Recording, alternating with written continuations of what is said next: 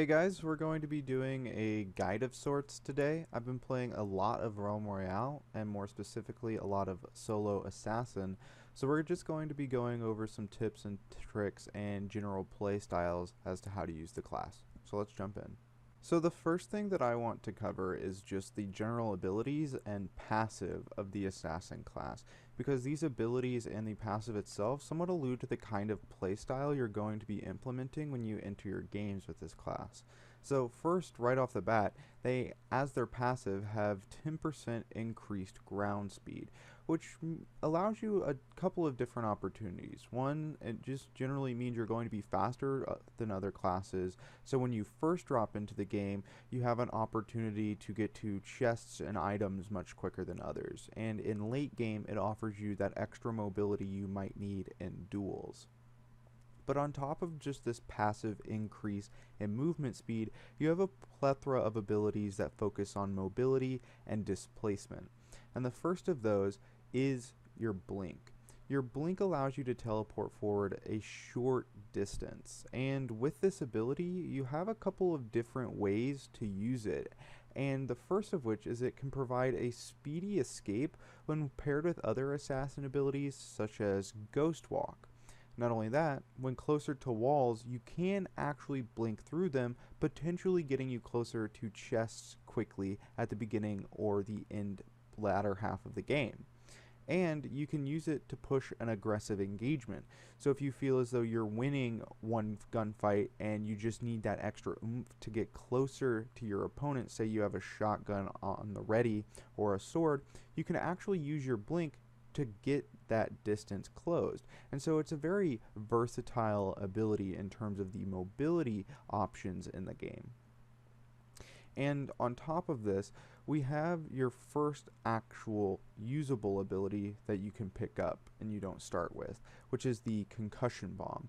Now, the concussion bomb is a bomb that knocks back both yourself and other players while dealing a small amount of damage. At the first rank, it deals 150, and then 300, then 450, then 600. So towards the end of the game, if you do have a legendary concussion bomb, I wouldn't suggest using it on yourself because you're putting yourself at quite a bit of risk. But in the earlier game, it is somewhat manageable if you do want to use it for maneuverability. The concussion bomb is an interesting item if you can use it correctly. While in combat, you can use it to reposition yourself, as I just mentioned, at the cost of a little bit of health at the beginning ranks. But what I personally use it for, and more commonly I see it used for, is to push other players into the open. So say you have like a warrior or a hunter behind a wall, and you really need to get them, into the open for those last two shots. The concussion bomb is a great way to do this, and it allows you to really push those engagements like your mobility ability in blink. So on top of that, moving on to the next ability, we have another one that focuses on your mobility and your survivability, which is Ghost Walk. So Ghost Walk is rather interesting because it's one of the only abilities in the game like it. In fact, I think it is the only ability in the game like it. You become untargetable and you move a little bit faster. This is another movement ability that works really well when paired with blink, and it allows you to scrape out of dodgy situations, and when necessary you can use it to get a bit closer to your opponents in the case that you don't have, a burst rifle or your legendary weapon yet. So it's very versatile in the way that you can actually apply it to your gameplay, because if you're a more defensive player who isn't super comfortable with close engagements, it's a great way to increase the distance between you and whoever else you're fighting. And then we have an ability that is more utility based. It's more to really give you information about the battlefield. The third ability for the assassin is the sensor drone. So you throw a little drone out that outlines your enemies in a red for a short period of time. I tend to like the sensor drone in the early game for multiple reasons. Firstly, you can use it to check rooms before entering. Maybe if you lost sight of another player during a gunfight, you can quickly use it to find them behind walls without having to peek and endanger yourself.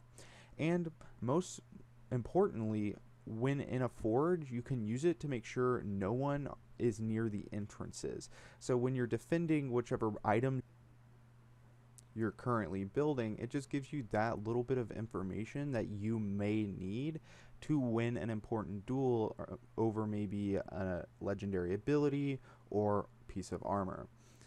And then finally, the last assassin ability is the smoke screen. You produce a cloud of smoke at a targeted area. Now, I don't use the smoke screen too often. To me, it seems a tad weak and doesn't block the view too much. But if you do find yourself using it, you can use it for the obvious things like hiding your movement and blocking certain shots. But also, if you throw it on top of a player in a tense situation, it should block out their view while they remain in the cloud. So, say you're in a room with somebody and you quickly get out using blink through a wall, and you can throw back a smoke screen into the room and potentially re-engage with something like a ghost walk. So it can be useful in that way. But personally, I find it to be the weakest assassin ability on offer.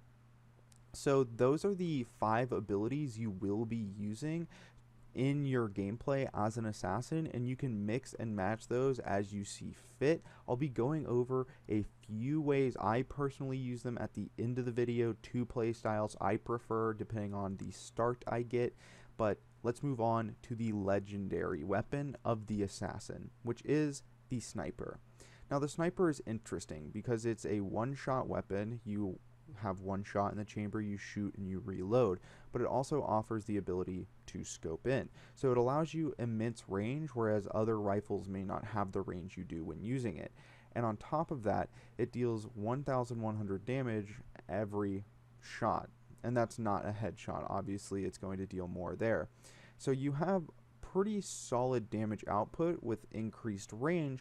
And if you pair this increased range with a lot of your mobility abilities, it really becomes a useful tool at the end game when maybe you need to snipe somebody through a window, because if somebody's using, say, a slug rifle, a burst rifle, or something like that, you're definitely going to out damage them, and you're going to have the advantage of increased accuracy. So in the end game and mid game, it proves to be incredibly useful simply because it allows you that extra, confidence in these engagements when you need it. So now that we've covered both the legendary weapon and the abilities you'll be using, I have a couple tips and tricks and just playstyles that you might want to adopt. So as an assassin, you generally have 2 play styles that I've noticed. A marksman, somewhat like a hunter, or a slippery close-range player relying on movement abilities to win your fights. If you want that longer range playstyle, make sure to stick to abilities like Sensory Drone and Concussion Bomb to create space and spy out other players, because it allows you to get the information you need to maybe, snipe somebody as they come around a corner, or push somebody away if they're getting closer to you with like a shotgun or an auto rifle. And if you want a closer range engagement, take your ghost walks and your smoke screens to remain slippery and hard to hit while you lay down damage consistently. By using these abilities in tandem, you really make it hard to, center down onto yourself, onto your person, and in doing so, you increase the chance that you're going to win these duels. But one thing I do have to say is that if there were to be one singular ability that I always suggest picking up if you have the opportunity, it would be Ghost Walk. It's generally always a safe bet to pick this ability up. It offers mobility and damage prevention, so in either playstyle, it's giving you something you can use, and it's invaluable in late game engagements when maybe you get a little low on health or armor and you really want to just extend that period that you can confidently fight. So in terms of what I would take if I had the option, my personal favorites are Ghost Walk and Sensory Drone, just because it gives me that information and that survivability, and I generally play the assassin at longer ranges because that's where he's most comfortable usually. But it generally depends on your start, so don't be afraid to go with other play styles that focus on getting in people's faces if that's what you're comfortable with. The assassin is incredibly versatile, and most often you can shape him to the way you want to play and he'll perform just fine. So thanks for watching my guide. I'll see you next time. Lay me out. Hey guys, I just wanted to thank you one more time for watching my guide. If you want to see more content, click the videos down below, and you can subscribe at my channel just by clicking my face.